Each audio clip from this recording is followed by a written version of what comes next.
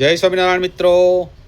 સ્વામીની વાતોમાં કહ્યું છે કે સિંગ, સરારી ને પોપટો એ 3 રૂપે જ બધું ધાન પાકે.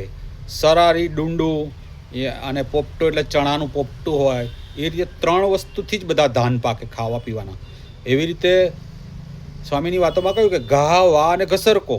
તો ઘા કરો તો અવાજ આવે, ફૂંક મારો વા તો અવાજ આવે સંગીત, અને ઘસરકો કરો તો સંગીતનો અવાજ આવે. એટલે 3 જ વાજિંત્રો 3 જ પ્રકારના હોય, કોઈ નવું સંશોધન થાય નહીં. એવી રીતે એબીસીડી છે. એબીસીડીમાં તમને કોઈ એક અક્ષર ઓછો કરીને કે એક અક્ષર ઉમેરીને તમે હવે ફાઇનલ થઈ ગયેલું મેં સુધારી ના શકો.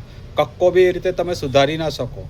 એમ આપણી આ દાઢી છે, દાઢી એના વાડ ના ઉગે, એનું કોઈ સંશોધન કરવા બેહો ને તો કોઈ એવું સંશોધન થાય જ નહીં. કારણ કે એ ભગવાને ગોઠવેલી વ્યૂહરચના હોય ને, જે ફાઇનલ થઈ ગયું હોય ને એમાં તમે નવું સંશોધન કરો ને તો તમને કંઈ જડે જ નહીં. જય સ્વામિનારાયણ.